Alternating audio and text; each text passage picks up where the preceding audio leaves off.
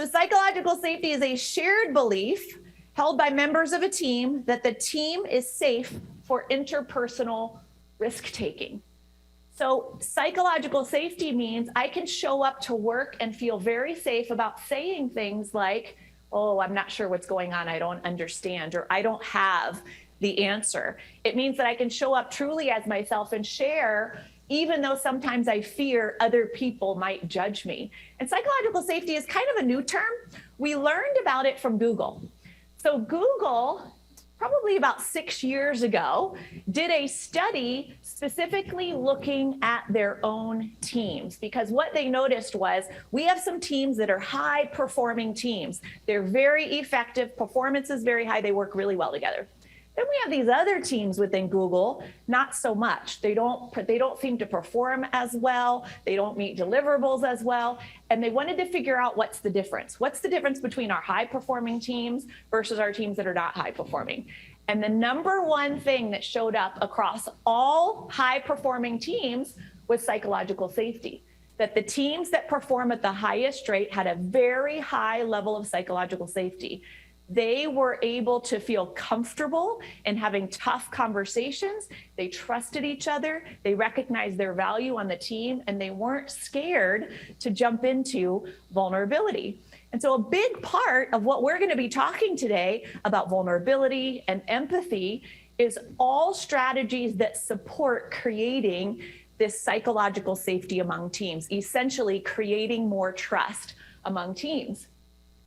And so empathy, oftentimes when I have different groups and I say, well, what is empathy? And somebody in the room will say, it means you step into the shoes of the other person. And that's not really what empathy is, because in many cases, you haven't been in their shoes. That person has experienced something that you've never experienced, or that person has done something that you don't understand at all, because you would have never done that. And so it's not being in their shoes. Empathy is about being able to sync up to the emotion that they're feeling. And something that has been really valuable for me and new in research around empathy and emotions is that we now know that we do not have the ability as human beings to identify emotion in other people.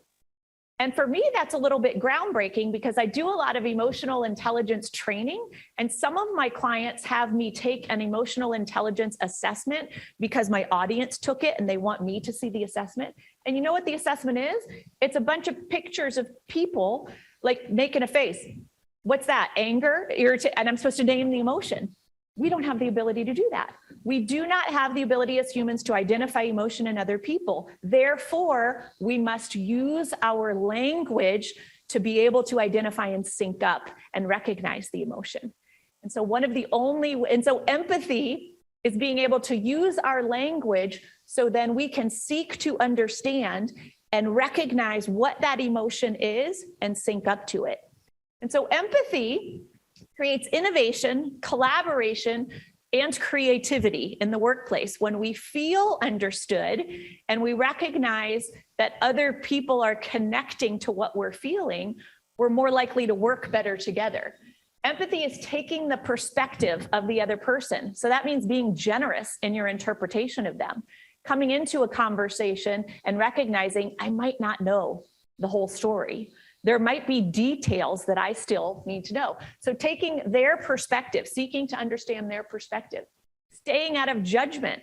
So staying out of judgment can be really hard. And what I've learned in some of the research around shame and vulnerability is that we tend to be more judgmental about people who are doing something that is a shame trigger for us. So for example, for me, I sometimes will be more judgmental in my personal life.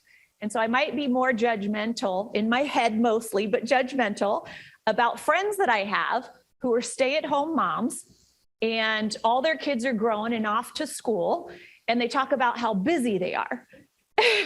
And in my head, I'm judgmental because I have 2 kids and I have one that's looking for college and I work full time and my husband's in law enforcement. And in my head, I'm thinking, what are they doing all day that's making them busy?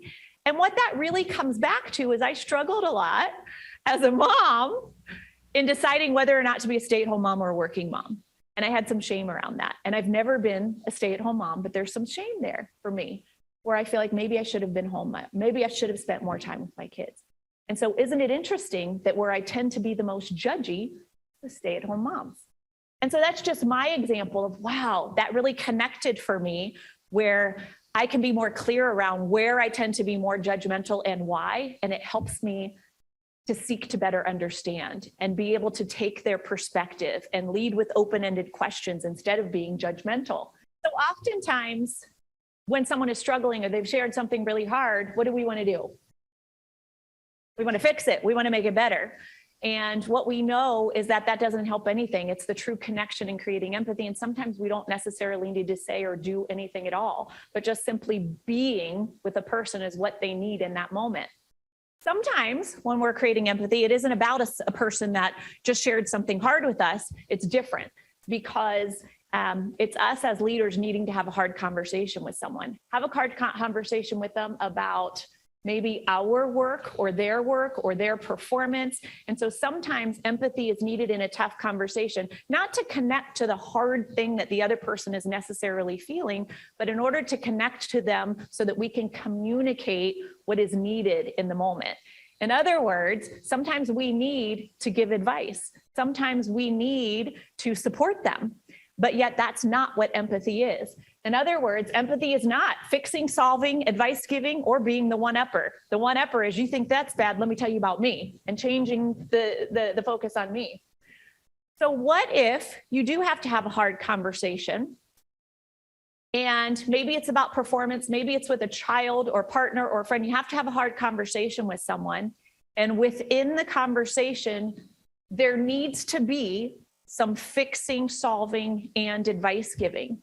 But what I'm telling you here today is courageous leadership is leaning into your vulnerability and creating empathy, syncing up and not fixing, advice giving, or solving. How do you have a conversation about fixing, advice giving, and solving and create empathy? In other words, where does empathy fit in that conversation? For those of us that are fixers, and even in my occupation, I was trained to be the expert and tell people what to do. And it's really hard to not jump into fixing when you really feel like, I got the answer. I know what you need to do. But unfortunately, that creates some boundaries for us. It puts up walls with the other person. And creating empathy first, and then being able to use words that help them feel more empowered around the decisions and the conversations and create more collaboration is a lot more effective. It can be more time consuming. It can feel harder for us because it will require some courage to keep quiet, not give them the answer. But I think what it creates is what we're seeking today, is we're seeking connection with other people and seeking understanding.